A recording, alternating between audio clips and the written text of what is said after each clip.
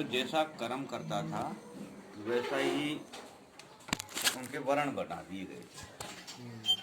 तो 4 वर्ण बने थे, केवल 4 वर्ण। तो पहला वर्ण था ब्राह्मण।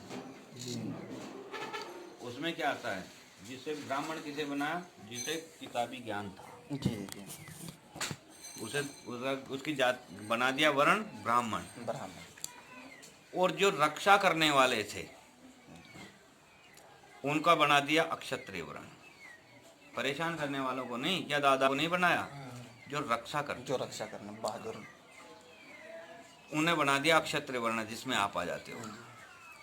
और तीसरा वर्ण बनाया व्यापारी का, जिसे वैश्य को बोलते हैं।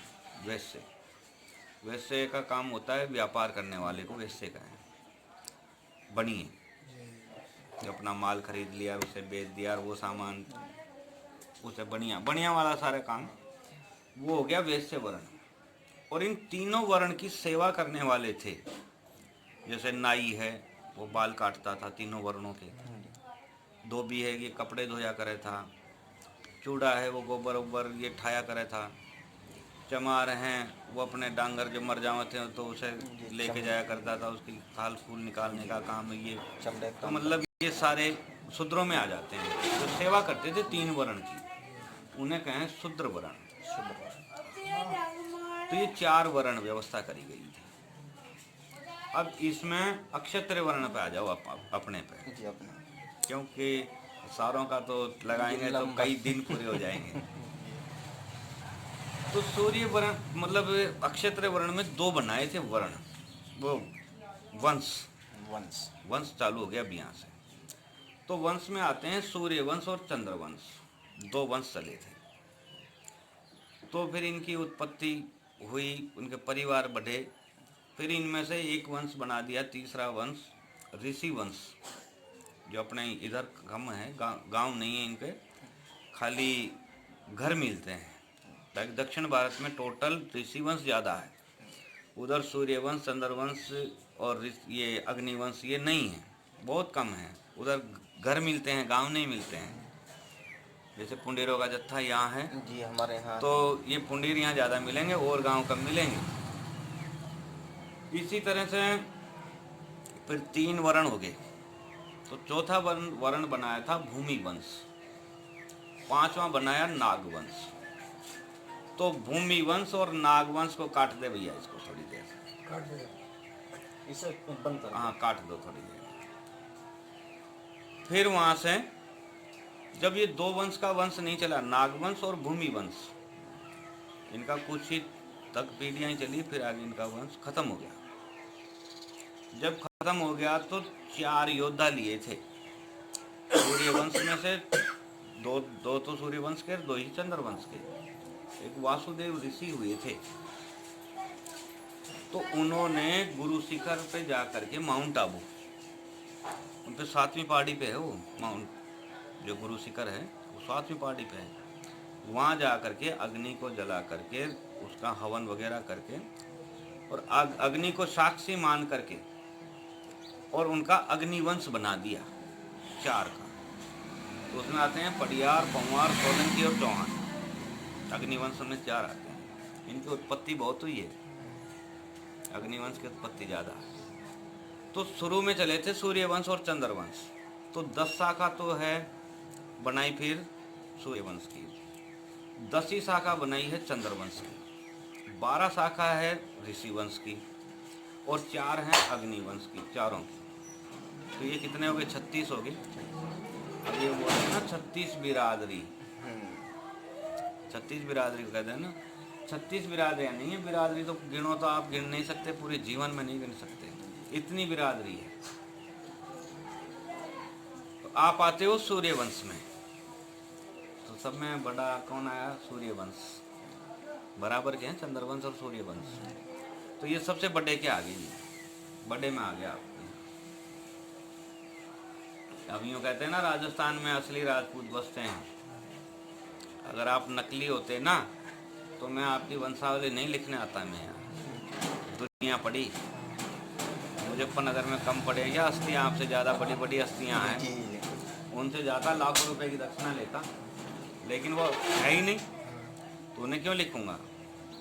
ये फरोड तो मेरे पास बहुत आते हैं, अजी हमें भी लिखो, राजपूत लिखो हमें। नहीं लिखूंगा, जब आप राजपूत नहीं है तो हम आपको नहीं लिख सकते। यहाँ भी कई बार बहुत लोगों ने जोर लगाया, हमें भी लिख दो जी, नहीं लिखा जाता। तो आप अपनी पहचान बता नहीं पाते हो, तो राजस्थान वाले आपको राजपूत नहीं मानते। अगर मान लो मैं पोते लेकर नहीं आऊँ और यूँ घूमो और यूँ कहूँ कौन हो जी, मैं तो राय जी हूँ, तो आप मुझे राय जी नहीं नहीं मानो। मानने के लिए सही बात। जब मैं आपके नाम बताऊंगा, कैसे कैसे नाम परिवार चला है, कहाँ से चले हैं और यहाँ तक नाम लिखे हुए हैं, जब भी तो आप मुझे मानोगे। चलो अब तो मैं आने जाने लग गया, मुझे सब बच्चे छोटे छोटे बच्चे भी जानते हैं, और अगर ये मैं शुरू में ही आऊँ तो आप मुझे नहीं मान सकते। आप पहचान नहीं जब पहचान। पहचान तो मेरी ये करवाती, ये करवा रहे ना, और उसने पहचान नहीं। और वैसे तो पहचान ही नहीं, पगड़ी बांध के तो कोई भी आ जाएगा, जी। तो उसे आप राय जी थोड़ी मान लोगे। तो मैं अपनी पहचान बताऊंगा, जब आपको मानना पड़ेगा कहाँ वाकई में है। वंश है आपका सूर्य वंश, सूर्य वंश से आपका निकास हुआ। निकास जो हुआ है, जहाँ से आपकी जड़ चली है, वो है अयोध्या। रामचंद्र जी के जो लड़के थे दो, लव और कुश, तो लव में आ जाते हैं राठौड़, और साहब आपके ये क्या नाम से गहलोत, बड़गुज्जर, ये लव का परिवार है। और कुश में आ जाता है अपना परिवार, इसमें कुशवाहा जी ने जो टण कह दो, ये कुश में आते हैं, ये आ जाते हैं इसमें, कुश में कोई लेना देना नहीं होता है। ये तो खाली एक बोंक है आपका। जी। कुंडीर, कुंडीर आपका गोत्र नहीं, आपका पोलिस्ट गोत्र है, पुलिस। सही। अभी पुंडीर कैसे हुआ था ये भी बताऊंगा आपको। और साहब कुल का जो वृक्ष, जिसे कुल वृक्ष कहें, वो है कदम का पेड़। जैसे हिंदुओं में पीपल को मानते हैं, जी। इसी तरह से आपके वंश का जो है, ये है कदम का पेड़। सबको मानना चाहिए इसको, पूजा वगैरह जो करते हैं है ना, तो इसे मतलब अच्छी जगह ही काम में लिया जाता है, यूँ नहीं है कहीं घेर लिया, नहीं, ये भी पवित्र है आपके लिए, आपके वंश का है। नदी है आपकी सरयू नदी, क्योंकि राम जी थे ना, उन्होंने सरयू नदी को ही माना है, पूज्य नदी आपकी वही। अब बहुत से हरिद्वार आते हैं, कोई कहीं जाता है, कोई कहीं जाता है, आपके वंश की जो नदी है ये सरयू नदी है। और झंडे का रंग है पचरंगा।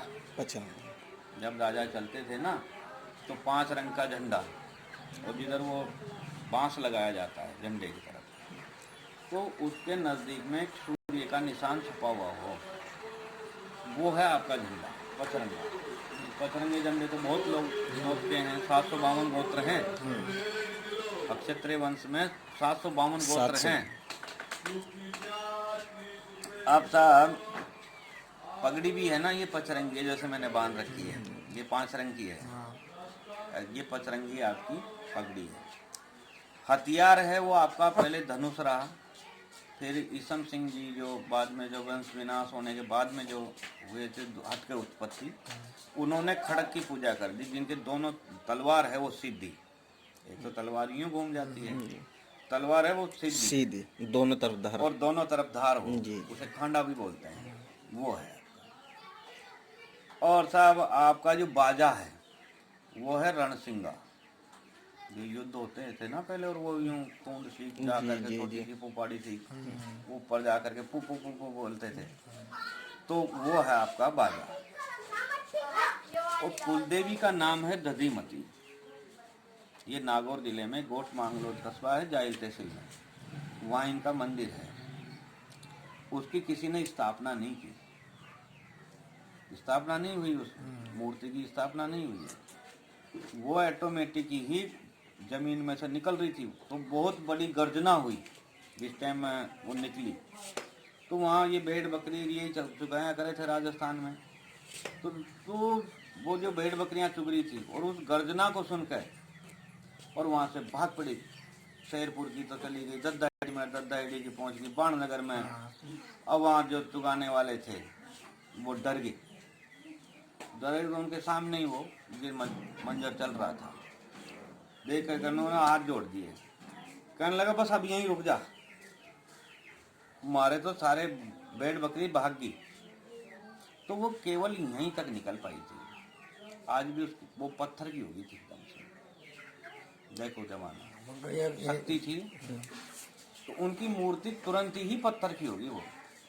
आज भी वो जीव की क्यों है, गोट मंगलोर में है, वो आपकी कुल देवी है, दधीमती नाम है उसका। अच्छा, गद्दी जो आपकी रही जहाँ आपके बड़ों ने राज किया, तो क्यों चक्रवर्ती राजा तो पुंडीरों में कोई हुआ नहीं, कोई पुंडीर नहीं हुआ, केवल रियासत के मालिक ही रहे, छोटी रियासतों में। तो प्रथम गद्दी रही आपकी तेलंगाना, दूसरी है मयापुर हरिद्वार, 2 जगह रही है, बाकी तीसरी जगह कहीं भी नहीं हुई, 2 ही जगह आपने राज किया। अभी रिश्तेदार मिल जाते हैं ना, जब मैं अपनी मूछ तो ऊंचे रखने की करवी हूँ, तो मैंने कहा क्या बात है, हाँ कैसे नहीं रहे, कहा हुए राजा। अजी का हमने नहीं सुना, कैसे नहीं सुना, तेलंगाना किसका है, मेरे जजमान का, उसी के नाम से चल रहा है, छोटा मोटा था क्या वो, हाँ वैसे ही, हाँ जी जो बात, तो वो मना देता हूँ जैसे तैसे करके, अपनी मुँह ऊंची करवा जी। लेकिन जो सच्चाई है वो तो सच्चाई है, अपना कोई ऐसा राजा नहीं हुआ। अब ब्रह्मा जी से 64वीं पीढ़ी में रामचंद्र जी का जन्म हुआ है। ब्रह्मा जी से जैसे मारीच हुए, इनकी ये पहले सूर्य वंश की और चंद्र वंश की 2 की ही वंशावली लिखी गई थी, फिर बाद में इन्हीं में से बने एक ऋषि वंश अलग से बनाया था, और ये अग्निवंश भी बाद में बनाया है। ब्रह्मा जी से जो शुरुआत होती है वो 2 ही वंश की चलती है, सूर्य वंश की और चंद्र वंश की। बाकी ये 2 वंश हैं इनका, तो नीचे से जाकर के अपनी 2 वंश की चलती है ब्रह्मा जी से। तो रामचंद्र जी की जन्म हुआ था 64वीं पीढ़ी में। अब रामचंद्र जी के 2 हुए, जैसे भरत के गोल्ड हुए, इनको तो छोड़ो, खाली रामचंद्र जी पे आ जाते हैं। अब रामचंद्र जी के हुए थे लव कुश, तो कुश में ये राठौड़, गहलोत, बड़गुज्जर ये लोग फट गए। अपना आ जाता है कुश से, फटा हो गया अब यहाँ से। कुश के बेटे अतिथि हुए, अतिथि के निसंग हुए, निसंग के नल हुए, नल के नब, और नब के राजा पुंडरीक हुए। ये सब अयोध्या में चल रहे हैं अभी। तो राजा पुंडरीक होने से आपका बोंक पड़ गया, पुंडीर, ये बोंक है, जैसे बड़ा का हो गया ना, तो इस वजह से किसी को जैसे आप बोल देते हो ना, पहाड़ वाले, दक्कन वाले, पिपड़ वाले, बड़ वाले, कुए वाले, ऐसे बच जाते हैं ना, तो ये बोंक हो गया आपका। अब राजा पुंडरीक के बाद भी कई पीढ़ियां तक एक का ही वंश चला, एक का चला। तो तिलंग देव जी हुए थे आगे चल के, तो तिलंग देव जी को लाडू शहर था, एक जगह का नाम था, छोटी सी रियासत थी दक्षिण भारत में। पहले यह नहीं था ना, ये आंध्र प्रदेश है, ये उत्तर प्रदेश है, नहीं ऐसा नहीं था, राजस्थान वगैरह कुछ नहीं था, खाली राजस्थान का ही नाम था, उसे राजपुताना कहा करें थे। बाकी को तो सब ये उत्तर, दक्षिण, पूर्व, पश्चिम दिशाएं थी, कोई जगह नहीं थी। तो तिलंग देव को राज संभला दिया वहाँ का लाडू शहर का। अब ये राज करता रहा अयोध्या से जाकर दक्षिण भारत में, और करते रहे। इन्होंने अपने राज्य को बढ़ाया, और बढ़ा बढ़ू कर और साहब अपने राज्य का नाम तिलंग देव जी ने तेलंगाना रख दिया, तेलंगाना अपने नाम पे। आज वो अलग स्टेट बन गया जी, अलग स्टेट ही हो गया। तो तिलंग देव जी ने के हुए थे बीरम देव, कपिल देव, समदराज, लोपराज, भीम सिंह, बाल सिंह और जड़ासु, ये 7 लड़के हुए। अब 7 में एक का ही ब्याह हुआ, सिर्फ एक का, बाकी 6 यूं ही रह गए। सबसे छोटे का ब्याह हुआ था और ये हुआ था जटासुर का ब्याह कन्नौज के राजा के यहाँ, राजा बिसल देव सिंह जी थे उनके यहाँ। तो जटासुर का जब ब्याह हुआ तो इसके बच्चा पैदा हुआ जी, तो उसका नाम था मडासुर, मडासुर नाम था। अब मडासुर की जैसे जन्म लिया तो उसके विचित्र कहानी बन गई। उसके चंडाल बाल थे, हथेली में भी बाल थे जी, हथेली में बाल थे भूरे रंग के। तो विचित्र ही होगी कहानी, क्योंकि पैर के तलवे पे और हथेली पे बाल नहीं जमते हैं। ऊपर वाला ऐसी चाम लगा के बेचता है कि यहाँ बाल नहीं जमते हैं दोनों जगह। और उसके ये चीज मिली, जब चीज ये बाल मिले तो विद्वान रहा करे थे महल में, राजा के पास में सब रहा करे थे, महल में ही रहा करे थे, हम भी साथ ही रहे थे। अब तो साहब राजा ही ज्यादा हो गए तो कहाँ करें। तो 5 साल में एक ही बार आता हूँ राजा से मिलने ये हटवा दो ना थोड़ी सी, रोशनी हो जाएगी। सितारा, ए सितारा, ए सब पल्ले काम तो कहियो बताइए यो। सितारा, ये कहाँ पे लग गया? अलग डाल दो। हवा से गिरी। वो पल्ले से हटा दे। हटा दो इसे एक साइड में अलग। वो हवा से गिरी। अब जैसे ही वो आए और उन्होंने कहा साहब ये हमारे जो बच्चा पैदा हुआ है इसके ये क्या है? कहने लगे जी ये तो चंडाल बाल हैं, जो विद्वान रहा करे थे, और इसमें तो आपका वंश विनाश लिखा गया। ये चंडाल बाल हैं, ये बहुत ही अशुभ बाल है। अच्छा कहा, अपनी ज्योतिष विद्या से बताया था, बता दिया तो राजा को फिक्र हो गया और थोड़ा बोला ये तो मामला ही खराब हो जाएगा, तो भाई इसका उपाय बताओ जिससे हम बच सकें। तो बचाने के लिए साहब उन्होंने बताया कि साहब इनका दोष निवारण हो सकता है, लेकिन घटना तो घट के रहती है, जो लिख दिया नसीब में वो तो होके रहती है। अब लिख कर उन्होंने बताया कि साहब आपको दान देना पड़ेगा और भूरे रंग का हाथी दान करना पड़ेगा। तो राजा के पास में और तो कोई कमी नहीं थी, सारा कुछ था, भूरे रंग का हाथी नहीं था।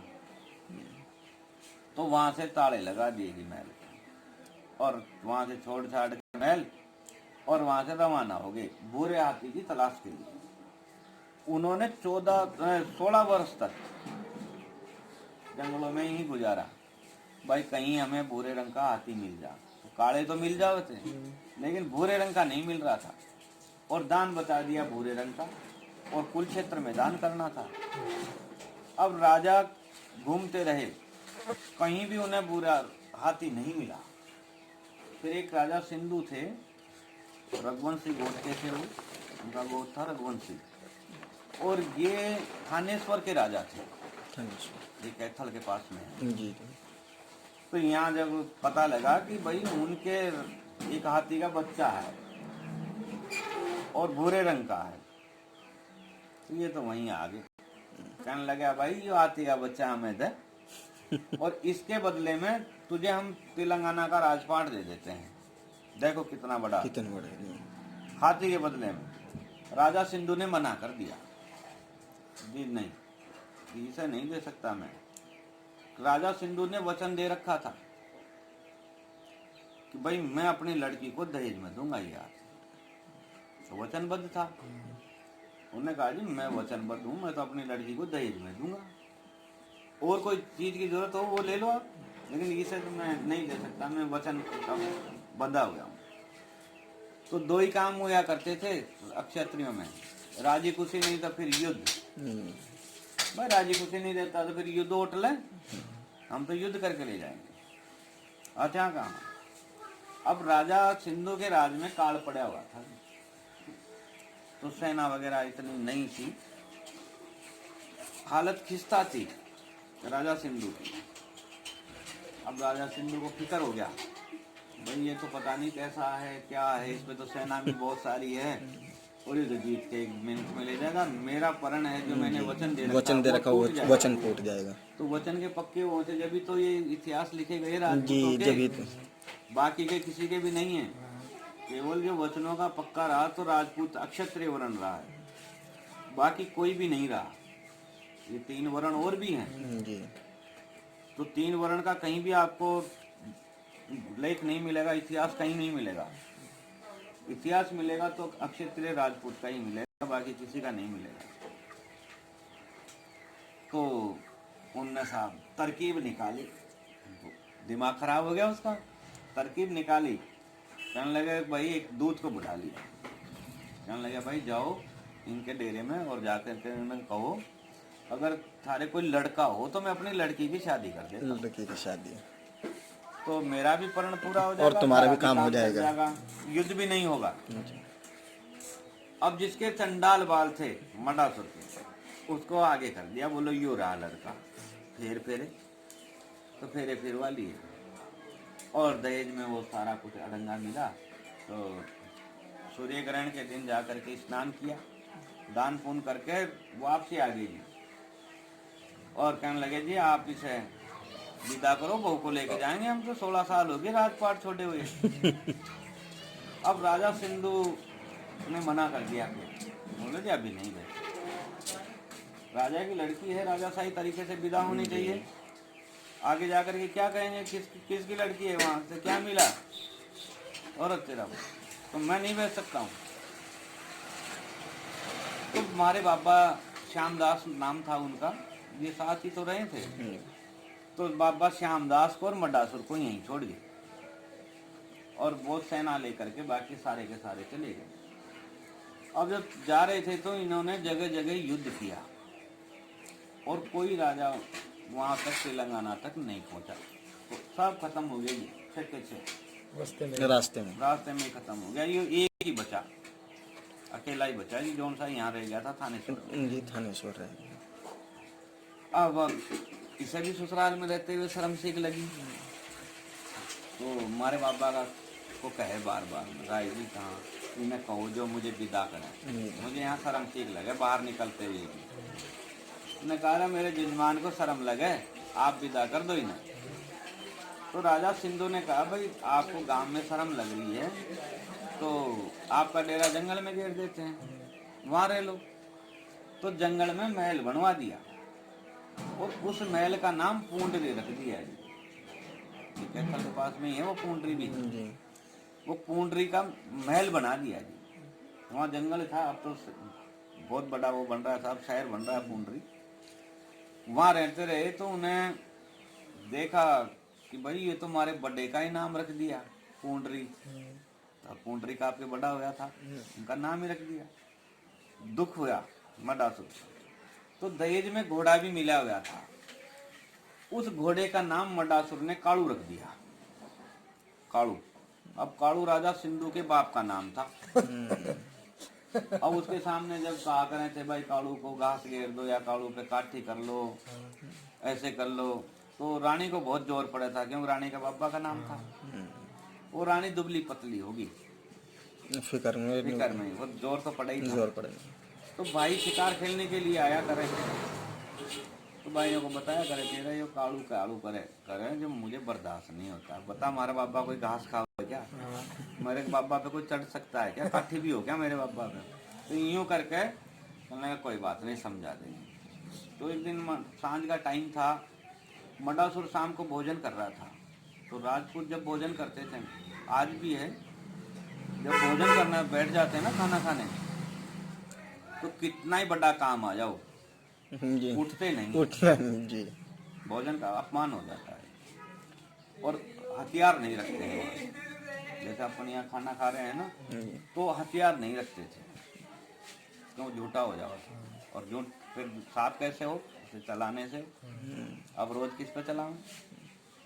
तो भोजन कर रहा था, इतनी देर में साढ़े आ गए जी शिकार खेल के। सांझ के टाइम रानी है जो भोजन की मारी थी, उन्होंने आकर के जो राम राम करी, कहने लगे भाई आ जाओ आप खाना ले लो, हाथ मुँह धो लो। बोले खाना खाने नहीं, हम फैसला करने के लिए आए हैं, ये घोड़ाई से कालू कहना बंद कर दो, हमारे बाबा का नाम है, आजा। आजा भाई। तो कि हमारा बाबा का नाम है कालू, वो कहने लगा हमारे भी बड़े का नाम पुंडरीक है, आप इसे पुंडरीक कहना बंद कर दो, मैं इसे कालू कहना बंद कर दूंगा। वो कहने लगे नहीं हम तो इसे पुंडरीक कहेंगे, तो बोले मैं भी कालू ही कहूंगा। इस बात को लेकर के झगड़ा हुआ था।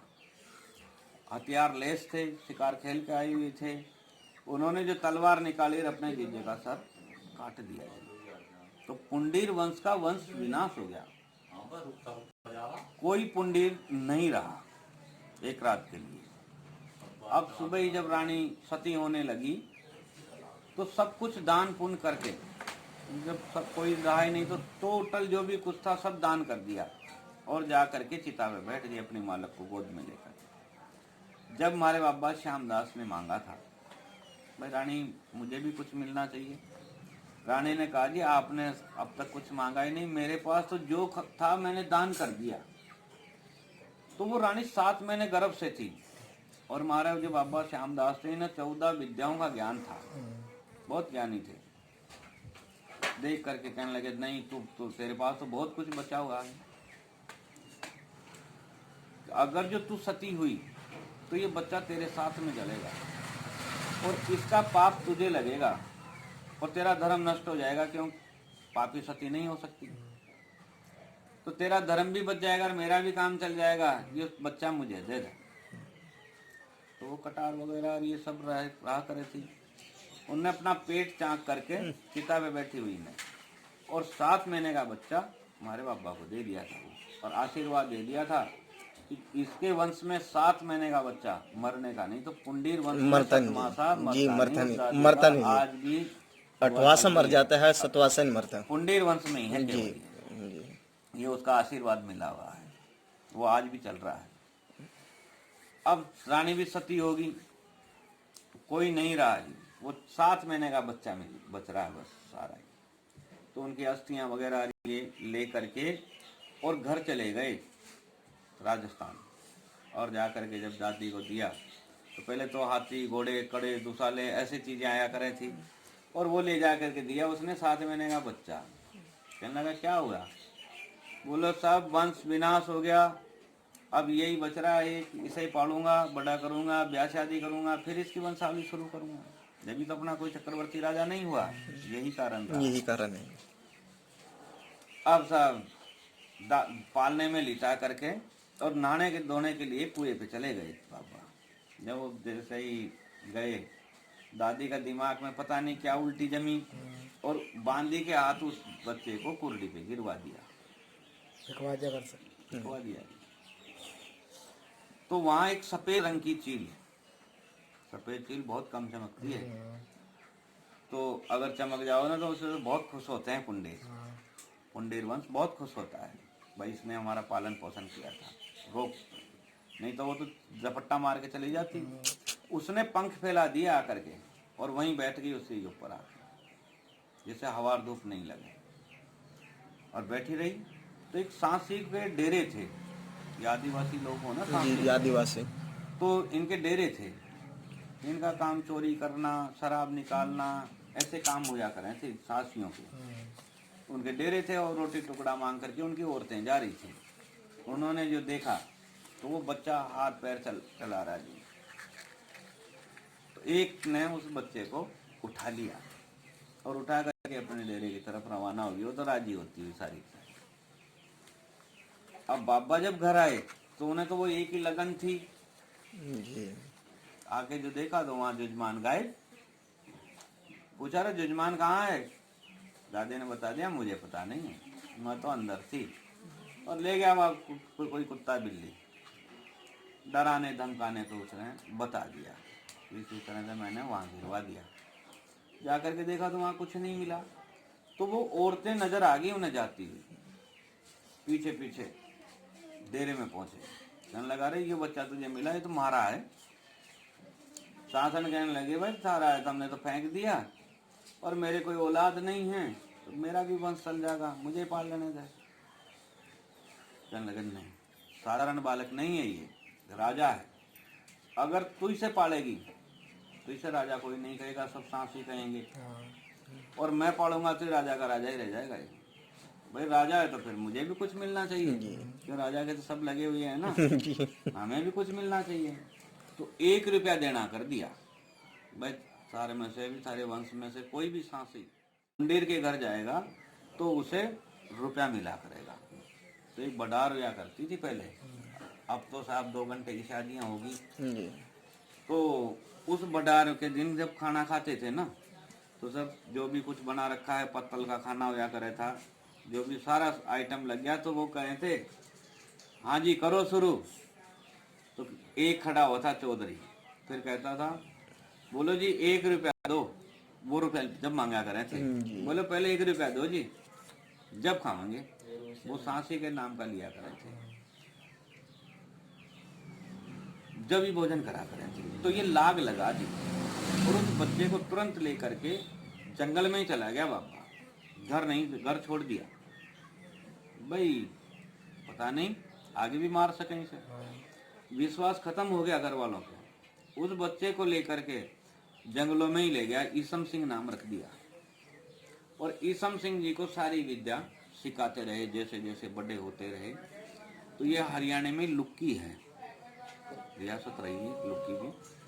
यहाँ आकर के कुटिया बना करके जंगल में रहने लगे, घास फूस की दोनों। अब बाबा अपना इंतजाम खाने पीने का करता रहा, चलाते रहेगी। 19 साल की उम्र होगी ईसम सिंह की। तो एक दिन जाकर के लुक्की के दरबार में फरियाद कर दी कि राजा मेरी फरियाद सुनो आप। कि मांगो, बोलो ऐसे नहीं मांगूंगा, वचन दो आज। तो वचन ले लिया राजा से और कहने लगे जी मांगो। तो वचन में साहब लड़की मांग ली राजा कि राजा आपकी लड़की चाहिए मुझे।